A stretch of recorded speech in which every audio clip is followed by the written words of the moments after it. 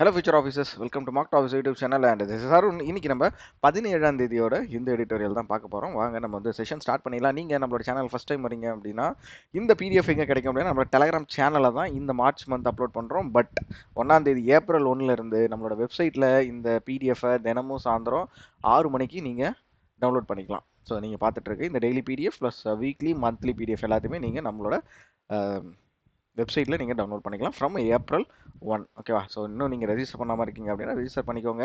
நம்மளோட யூடியூப் சேனலையும் சப்ஸ்கிரைப் பண்ணி வச்சுக்கிட்டீங்க அப்படின்னா நாங்கள் போட போகிற வீடியோ டேரெக்டாக உங்களோட மொபைல் நோட்டிஃபிகேஷன்லேயே வந்துடும். ஸோ டெலகிராம் சேனல் இருக்குது. நெக்ஸ்ட் டெலகிராம் குரூப்பில் உங்களோட உங்களோட டவுட்ஸ் இல்லைனா வந்து கண்டென்ட் ரிலேட்டடாக ஏதாவது டவுட் இருக்குது, எக்ஸாம் ரிலேட்டடாக இருக்குது அப்படின்னா நீங்கள் இந்த சேனலை நீங்கள் போஸ்ட் பண்ணீங்க அப்படின்னா ஸோ 24/7 நாங்கள் உங்களுக்கு சப்போர்ட் கொடுப்போம். நீங்கள் எப்போ போஸ்ட் பண்ணாலும் நாங்கள் உங்களுக்கு அதுக்கு ரெஸ்பான்ஸ் கொடுப்போம். ஸோ அது மட்டும் இல்லாமல் வாட்ஸ்அப் சேனல் இருக்குது, இன்ஸ்டாகிராம் நீங்கள் ஃபாலோ பண்ணிக்கலாம்.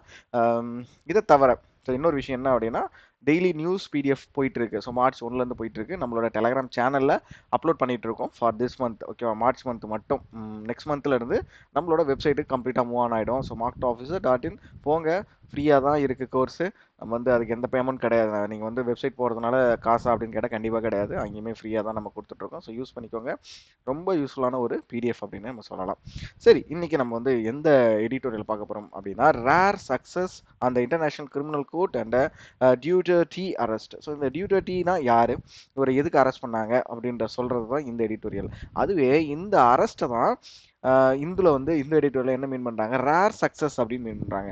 ஏன் ரேர் சக்ஸஸ்ன்னு மீன் பண்ணுறாங்க அப்படின்றதுமே உங்களுக்கு ஆன்சர் இந்த எடிட்டோரியலில் முடியக்குள்ளே உங்களுக்கு தெரியும். ஸோ அதனால் ஸ்கிப் பண்ணாமல் கடைசி வரைக்கும் பாருங்கள். ஸோ பிடிஎஃப்ல உங்களுக்கு பார்ட்ஸ் ஆஃப் ஸ்பீச் இருக்கும், ப்ளஸ் சினானிம் ஆண்டனிம் இருக்கும். நீங்கள் அந்த பிடிஎஃப் டவுன்லோட் பண்ணிங்கன்னா இதை நீங்கள் வந்து படிச்சுக்கலாம். எங்கே கிடைக்கும்னு ஆல்ரெடி சொல்லிட்டேன். ஸோ நான் திருப்பி சொல்ல விரும்பலை. Okay. The International Criminal Court is still dependent on political interest to pursue its work. So international criminal court அப்படின்னு ஒன்று இருக்குது. நம்ம எல்லாமே அது ஸ்டாட்டிக்கில் படிச்சிருப்போம். அவங்க இப்போ வரைக்குமே இந்த பொலிட்டிக்கல் பார்ட்டிஸ் ஒரு ஸ்டேட்டோட ஒரு நாடு இருக்குது அப்படின்னா அந்த நாட்டோட பொலிட்டிக்கல் பார்ட்டிஸை டிபெண்ட் பண்ணி தான் இருக்காங்க அவங்களோட ஒர்க்கை பண்ணுறதுக்குமே. ஸோ இன்டர்நேஷ்னல் கிரிமினல் கோர்ட் எதுக்காக இருக்காங்க, ஸோ உலக அளவில் எந்தெந்த இடத்துல மனித உரிமை மீறல்கள் நடக்குதோ அந்த விஷயங்களை பற்றி இவங்களே எடுத்து அனலைஸ் பண்ணி அதுக்கு வந்து ஜட்ஜ்மெண்ட் கொடுக்குறாங்க. ஸோ இதுதான் இவங்களோட ஒர்க். பட் இவங்களோட ஒர்க்கை வந்து ஒரு கண்ட்ரியுமே ரொம்ப ஸ்ட்ராங்காக அப்போஸ் பண்ணுறாங்க. ஸோ ஃபார் எக்ஸாம்பிள் இப்போ ரீசெண்டாக நம்மளோட எடிட்டோரியலில் பார்த்துருந்தோம். இந்த இன்டர்நேஷனல் கிரிமினல் கோர்ட் தான் பெஞ்சமின் நெத்தன்யாகு இருக்கார்ல, இஸ்ரேலை சார்ந்தவர், அவர் மேலே வந்து அவர் வந்து கைது பண்ணுறதுக்கு அரெஸ்ட் வாரண்ட் கொடுத்தாங்க. பட் அவரை கடைசி வரைக்கும் கைது பண்ணல, இப்போ வரைக்கும் கைது பண்ணல. ஸோ இந்த மாதிரி விஷயங்கள் தான் நம்ம இந்த எடிட்டோரியலில் பார்க்க போகிறோம். என்ன மாதிரி விஷயங்கள் இந்த இன்டர்நேஷனல் கிரிமினல் கோர்ட்டை வந்து தடை பண்ணுது, இவங்களோட ஒர்க்கு பண்ண விடாமல் தடை பண்ணுது அப்படின்றதான் பார்க்க போகிறோம். The arrest of the former president of the Philippines Rodrigo Duterte. ஓகேவா? ஸோ இவர் யாரு அப்படின்னா பிலிப்பைன்ஸோட முன்னாள் president. And warrant issued by the international criminal court. So இவங்க தான் வாரண்ட் இஷ்யூ பண்ணியிருக்காங்க. மார்க்ஸ் அ ரேர் சக்சஸ் இந்த ICC attempts to make a senior political figures especially those who have held or still hold public office accountable for their crimes. ஓகேவா? இந்த ஒரு விஷயத்தை இப்போ வந்து இந்த இன்டர்நேஷனல் கிரிமினல் கோர்ட் வந்து என்ன பண்ணியிருக்காங்க, இவருக்கு எதிராக யார், இந்த ரொட்ரிகோ அப்படின்றார்ல, இவர் யார் அப்படின்னா president of Philippines, former president of Philippines. இவருக்கு எதிராக அரெஸ்ட் வாரண்ட்டை இஷ்யூ பண்ணி ஸோ அதில் சக்ஸஸும் ஆயிருக்காங்க, அவரை வந்து கைது பண்ணிட்டாங்க. ஓகேவா?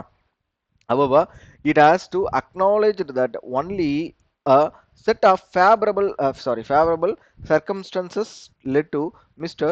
Duterte's arrest and is being flown to the Hague. So இவரை கைது பண்ண போறாங்க அப்படின்னு இவர் வந்து என்ன பண்ணிட்டாரு, ஹாகுக்கு போயிட்டாரு. The warrant was executed by the government headed by the president Ferdinand Marcos Jr. So இவரை கைது பண்ணது யாரு அப்படின்னு பார்த்தீங்க அப்படின்னா அந்த நாட்டோட ஹெட். ஓகேவா? So president Ferdinand Marcos junior இவரோட தலைமையில் தான் அவரை கைது பண்ணியிருக்காங்க. அந்த decision may have been followed of his differences with the vice president Sarah Duterte, Mr. Duterte's daughter who is embroiled அப்படின்றாங்க. So what is the meaning of embroiled அப்படின்னா involve someone deeply in an argument, conflict and difficult situation.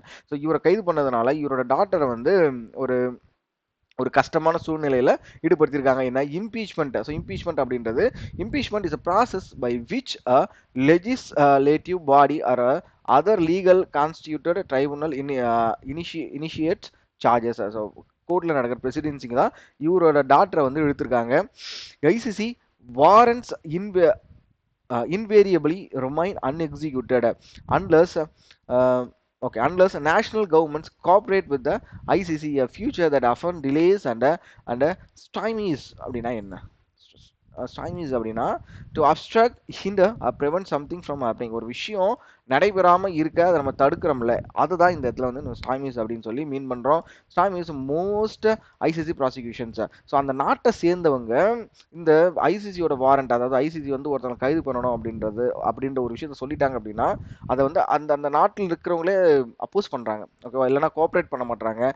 Mister டியூட்டடிஸ் has been accused of, so எதுக்காக இவரை கைது பண்ணாங்க அப்படின்னா accused of the crime against humanity of the murder. So தொடர்ச்சியான பல கொலைகளை பண்ணதுனால இவங்களை இன்வெஸ்டிகேஷன் பண்ணி அவர் மேல அரசு வாரண்ட பிறப்பிச்சிருக்காங்க. The reference is to his war on drugs, a campaign of a state-backed killing when he was a mayor of the Davos city and later president. So Davos சிட்டியில் இவர் பிரசிடண்டாக இருக்கும்பொழுது நடந்த கொலைகள் தான் war on drugs அப்படின்ற ஒரு விஷயத்துல நிறைய பேரை கொலை பண்ணதுனால தான் இவரை இப்போ அரெஸ்ட் பண்ணியிருக்காங்க.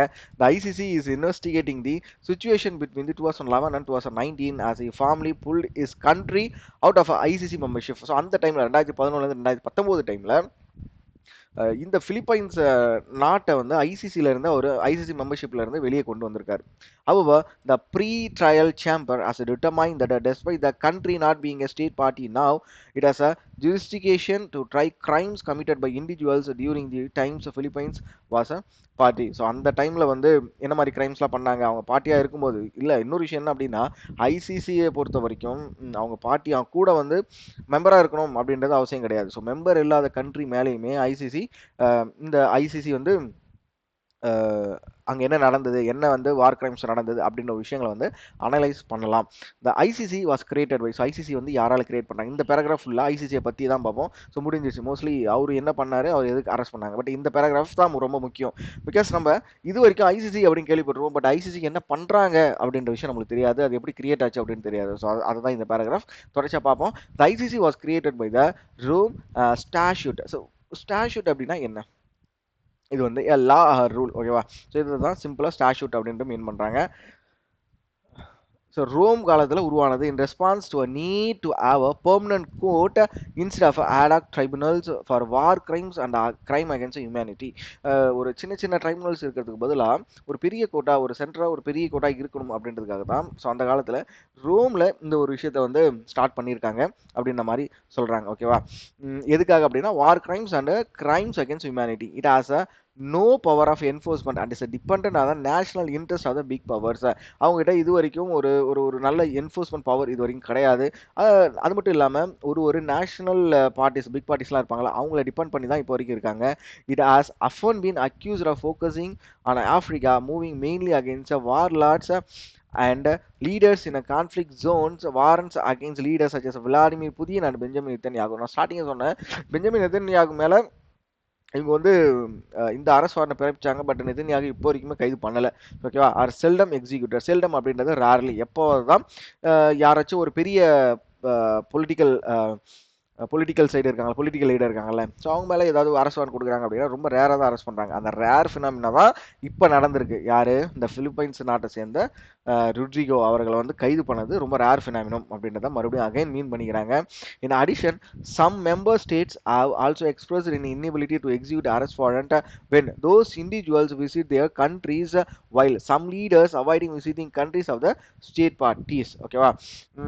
இந்த லைன்ல நம்ம என்ன சொல்ல வராங்க, சில மெம்பர் ஸ்டேட்ஸே வந்து அவங்களால இப்போ வந்து ஐசிசி வந்து ஒரு பொலிட்டிக்கல் லீடரோ இல்லைன்னா ஒரு பொலிட்டிக்கலாக இன்ஃப்ளூயன்ஸ்டு பர்சன் மேலேயோ ஒரு அரசு வாரண்டை பிறப்பிக்கிறாங்க அப்படின்னா அந்த நாட்டாலே அவங்கள கைது பண்ண முடியல அப்படின்றத தான் இந்த இடத்துல மீன் பண்ணுறாங்க. Added to this is a open hostility of the United States that frequently threatens the ICC with the punitive measures if it moves against the nationals or allies. இது மட்டும் இல்லாமல் யுனைடெட் ஸ்டேட்ஸ், யூஎஸ் இருக்காங்களே, அவங்க வந்து ஓப்பனாகவே statement கொடுக்குறாங்க ஐசிசிக்கு எதிராக. அவங்க வந்து த்ரெட்டன் பண்ணுறாங்க, எங்கள் நாட்டை சேர்ந்தவங்களையோ இல்லை எங்கள் நாடு மேலேயோ நீங்க ஏதாவது போர்க்குற்றத்தை அறிவிச்சீங்க அப்படின்னா நாங்க வந்து வேற மாதிரி முடிவெடுப்போம் அப்படின்ற மாதிரி ஓப்பனா அவங்கள த்ரெட்டன் பண்றாங்க.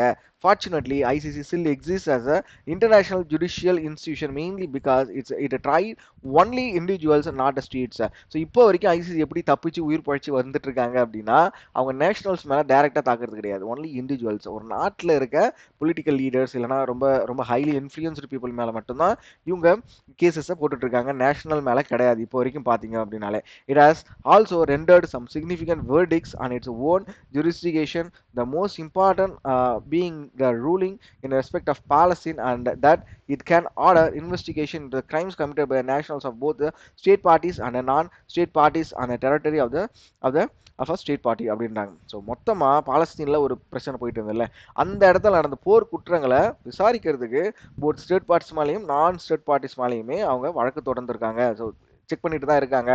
thus a mere reversal by a mer அப்படின்றது முக்கியத்துவம் அப்படின்னு சொல்லி தமிழ சொல்லலாம். mer அப்படின்றது refusal by country to ratify the Rome statute not being a party to it may not be a relevant to any decision by the ICC to investigate and prosecute any individuals. So சிம்பிளா ஃபைனலா again என்ன சொல்லி முடிக்கிறாங்க, ICC வந்து ஒருத்தவங்க மேலேயோ இல்லை ஒரு கண்ட்ரியில் நடக்கிற போர்க்குற்றங்களை பற்றி விசாரிக்கிறதுக்கு அந்த கண்ட்ரி ஐசிசியில் மெம்பராக இருக்கணும் அவசியம் கிடையாது. ஸோ உலகத்தில் எந்த கண்ட்ரியாக இருந்தாலுமே இவங்க இன்வெஸ்டிகேட் பண்ணலாம், அதுமாதிரி ப்ராசிக்யூட் எந்த இண்டிவிஜுவல் மேலேயும் ப்ராசிக்யூட் பண்ணலாம் அப்படின்றத இந்த எடிட்டர் சொல்லி முடிக்கிறாங்க. ஸோ நம்ம ஃபைனலாக ஒரு ஓவரி பண்ணணும் அப்படின்னா ஐசிசி அப்படின்றதுக்கிட்ட ஏதோ ஒரு பவர் இருக்கு, பட் அந்த பவரை ஃபுல்லாக யூஸ் பண்ண விடாம சில கண்ட்ரிஸ் யூஎஸ் இன்னும் அது மாதிரி பெரிய கண்ட்ரிஸ் வந்து தடுத்துட்டு தான் இருக்காங்க அப்படின்றது நமக்கு தெளிவாக புரியுது. பட் இருந்தாலுமே ஐசிசி வந்து டைரக்டா ஒரு நாடை வந்து அக்யூஸ் பண்றது கிடையாது, ஏதோ ஒரு இண்டிவிஜுவல்ஸ் மேல மட்டும்தான் அவங்க இந்த போர்க்குற்றங்களை பத்தி பேசுறதுனால இப்போ வரைக்கும் ஐசிசி தப்பிச்சுக்கிட்டு இருக்கு அப்படின்ற மாதிரி இந்த எடிட்டோரியல் சொல்லி முடிக்கிறாங்க. ஸோ பிடிஎஃப் போய் டவுன்லோட் பண்ணிக்கோங்க, எங்க கிடைக்கும்